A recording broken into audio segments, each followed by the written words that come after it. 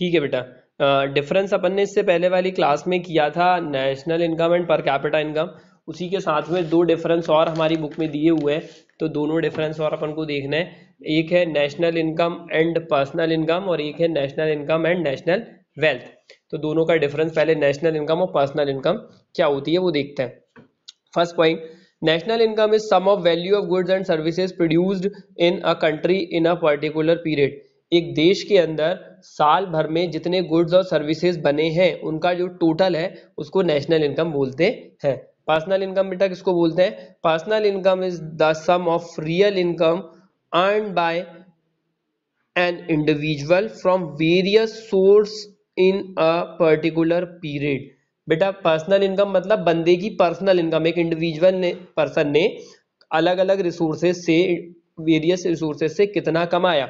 अब बेटा यहाँ पे मेन चीज तुम्हें ये समझनी है कि पर कैपिटा इनकम अलग है और पर्सनल इनकम अलग है। पर्सनल इनकम मतलब एक्चुअल में मैंने कितना कमाया। पर्सनल इनकम कंट्री के सभी लोगों की अलग अलग हो सकती है, मेरी कुछ और हो सकती है, किसी दूसरे पर्सन की कुछ और हो सकती है, तीसरे पर्सन की कुछ और हो सकती है। पर कैपिटा इनकम बेटा एक एवरेज होता है, तो ये सभी का बराबर होता है। पर कैपिटा इनकम जो मेरी है वही तुम लोगों की है, क्योंकि पर कैपिटा इनकम कैसे निकालते हैं? नेशनल इनकम को नंबर ऑफ पॉपुलेशन से डिवाइड कर देते हैं। ये तुम लोगों ने पिछली क्लास में देखा था, नंबर ऑफ पॉपुलेशन से क्या कर देते हैं? डिवाइड कर देते हैं। तो ये एक आंसर निकल के आता है, वो पर क्या, तो पर कैपिटा इनकम एक एवरेज बेसिस पे होती है जो सभी लोगों की सेम है, और पर्सनल इनकम सभी लोगों की अलग अलग हो सकती है, मेरी कुछ और हो सकती है पर्सनल इनकम, किसी और की कोई और हो सकती है। तो वो ये बेटा personal income is sum of real income earn by individual from various source in a particular period. Second point बेटा फिर दिया हुआ है, national income is related to macro economics और personal income is related to micro economics. तो यहाँ तो कोई मैटर है ही नहीं, बड़ी आसान सी चीज थी ये। थर्ड पॉइंट है, national income includes the personal income, personal income is part of national income. तो बिल्कुल सही बात है, नेशनल इनकम के अंदर पर्सनल इनकम इंक्लूड होती है, क्योंकि सब लोगों की पर्सनल इनकम मिला देते हैं तभी तो नेशनल इनकम बनती है, और पर्सनल इनकम इसका एक पार्ट होता है। तो क्लियर है बेटा ये तीनों पॉइंट, कोई प्रॉब्लम? डिफरेंस देखेंगे बेटा अब हम। नेक्स्ट जो हमारा डिफरेंस है, difference between national income and national wealth देखते हैं। फर्स्ट पॉइंट, नेशनल इनकम, वही डेफिनेशन फिर से रिपीट होगी। National income refers to money value of aggregate of goods and services produce during a particular period. एक period के अंदर देश भर में कितने गुड्स एंड सर्विसेज बने हैं उनका टोटल नेशनल इनकम होता है। नेशनल वेल्थ क्या होता है? National wealth is aggregate of wealth proposed by all the individual in a country as well as collective or social wealth belonging to the society. National wealth is the aggregate of wealth. Wealth मतलब बेटा property. National wealth क्या है कि हमारे देश में सभी लोगों के पास मिलाकर कितनी प्रॉपर्टी है उसको नेशनल वेल्थ बोलते हैं। नेशन की वेल्थ है, मेरे पास क्या है, दूसरे पर्सन के पास क्या है, उसके पास क्या है, इसके पास क्या है, सबको मिला के जो सम है वो नेशनल वेल्थ होती है। नेशनल इनकम क्या होती है? जो प्रोड्यूस किया वो नेशनल इनकम, उसका सम होता है नेशनल इनकम। नेशनल वेल्थ क्या होती है कि कितनी प्रॉपर्टी है लोगों के पास, उसका सम होता है नेशनल वेल्थ। नेक्स्ट फिर हमारा है सेकंड बेटा, national income is measured over a period of time. एक साल भर में देखी जाती है बेटा कि 1 जनवरी से लेकर 31 दिसंबर तक हमारे देश के लोगों ने कितनी गुड्स और सर्विसेज प्रोड्यूस करा, तो इसको बोलते हैं पीरियड ऑफ टाइम। पर बेटा जो नेशनल वेल्थ है वो देखी जाती है point of time. Point of time मतलब आज की डेट में मेरे पास कितनी प्रॉपर्टी है, मतलब हमारे देश के पास कितनी प्रॉपर्टी है। तो नेशनल इनकम बेटा पीरियड ऑफ टाइम मतलब एक पीरियड, एक साल का पीरियड होता है ये। Normally national income annually measure होती है, तो पीरियड ऑफ टाइम। और नेशनल वेल्थ बेटा पॉइंट ऑफ टाइम मींस आज की डेट में, आज अगर 8 दिसंबर है तो 8 दिसंबर को इंडिया के पास कितनी वेल्थ है, वो नेशनल वेल्थ है। पॉइंट ऑफ टाइम मतलब एक पर्टिकुलर टाइम को। थर्ड पॉइंट है बेटा, national income is a flow. Flow मतलब बेटा साल भर में कितना कितना कितना आ रहा है, तो ये एक तरीके का फ्लो है। और नेशनल वेल्थ एक तरीके का स्टॉक है कि आज की डेट में मेरे पास प्रॉपर्टी कितना स्टॉक है। तो नेशनल इनकम बेटा कॉन्सेप्ट है, ये एक फ्लो है और ये एक स्टॉक है। फ्लो और स्टॉक में भी तुम्हें बेटा डिफरेंस पता होना चाहिए। कहीं ना कहीं तुम्हारी बुक में ये एक एग्जांपल दिया है, उन्होंने एक एग्जांपल दिया कि जैसे एक वाटर टैंक है, तो वाटर टैंक के अंदर कितना पानी स्टोर है वो एक स्टॉक है, और वाटर टैंक से अगर हम नल ओपन करके पानी निकाल रहे हैं तो वो उसका फ्लो है, कितना फ्लो हुआ। अगर 5000 लीटर का वाटर टैंक है तो हमारे पास स्टॉक है 5000 लीटर, और हमने उससे मान लो 500 लीटर पानी निकाल लिया, तो कितना फ्लो हो गया, 500 लीटर। तो वो ही बोल रहा है बेटा नेशनल इनकम क्या है, एक फ्लो है कि साल भर में कितना आया, पर ये क्या है, एक स्टॉक है, टोटल अभी तक हमारे पास कितना है। नेक्स्ट आंसर जो हमारा है, इंपॉर्टेंस ऑफ नेशनल इनकम, ये बहुत इंपॉर्टेंट आंसर है, एग्जाम में कई बार पूछा जाता है कि क्या क्या इसके इंपॉर्टेंस हैं। तो फटाफट अब हमें इंपॉर्टेंस देखने हैं। फर्स्ट पॉइंट दिया है बेटा, इंडिकेशन ऑफ इकोनॉमिक डेवलपमेंट। तो बेटा नेशनल इनकम किसी भी कंट्री के इकोनॉमी के डेवलपमेंट का इंडिकेशन, मतलब एक तरीके से जानकारी देने वाला एक चीज है जो हमारे देश की किसकी जानकारी दे रही है, इकोनॉमिक डेवलपमेंट की। कैसे दे रही है, अगर हमारी नेशनल इनकम बहुत हाई है मींस हमारी इकोनॉमी का डेवलपमेंट हो रहा है, अगर हमारी नेशनल इनकम बहुत ही लो है मतलब हमारी इकोनॉमी बहुत बैकवर्ड इकोनॉमी है। तो जो नेशनल इनकम होती है किसी भी कंट्री की, वो उस देश के इकोनॉमिक पोजीशन के बारे में जानकारी देती है। सेकेंड पॉइंट है बेटा, एड टू प्लानिंग।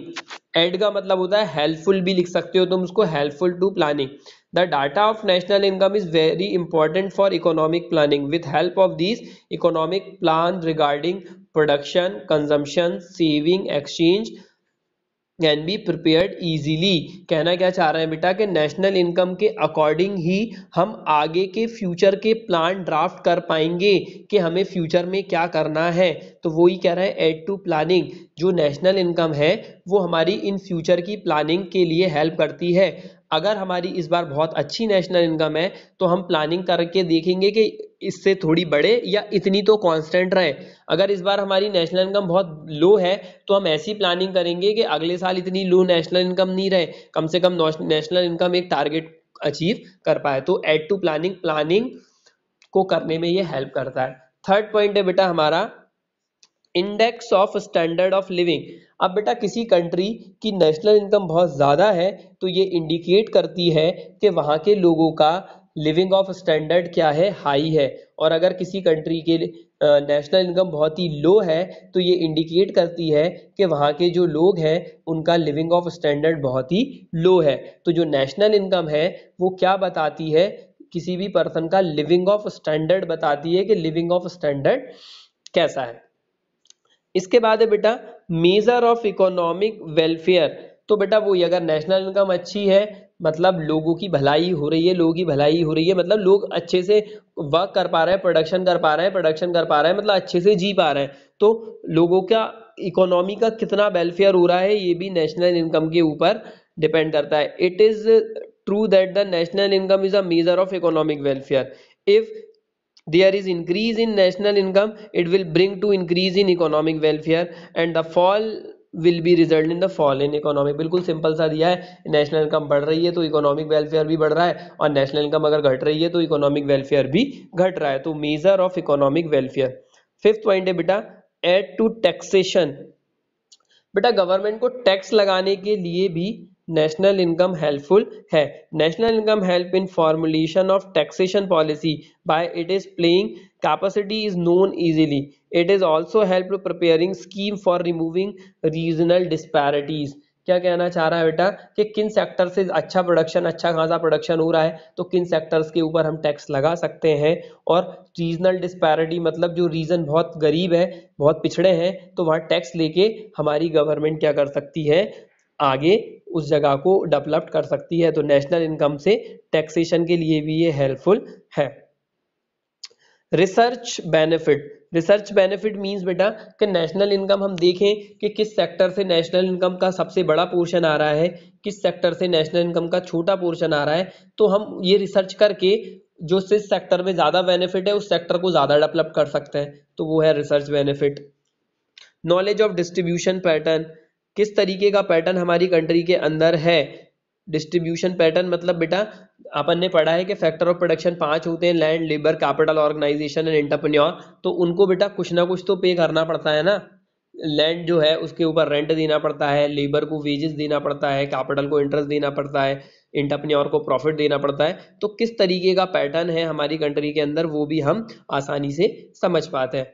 8 पॉइंट दिया है बेटा, हेल्प्स इन कंपैरिजन। तो दूसरी कंट्री से हम कंपेयर कर पाते हैं कि इंडिया की नेशनल इनकम कितनी, पाकिस्तान की नेशनल इनकम कितनी, या हम अपने आप से ही कंपेयर कर पाते हैं कि 2019 में नेशनल इनकम कितनी थी, 2020 में नेशनल इनकम कितनी है, 2018 में कितनी थी। तो कंपैरिजन करने में हेल्प मिल जाती है।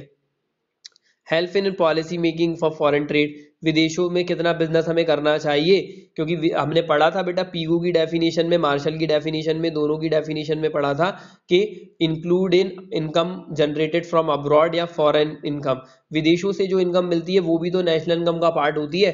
तो विदेशों का बिजनेस करने की जो पॉलिसी है, किस तरीके की पॉलिसी फिक्स करेंगे, वो भी नेशनल इनकम हमें बताती है। तो बेटा ये काफी है पॉइंट, इतने रीड करो इनको एक बार फटाफट।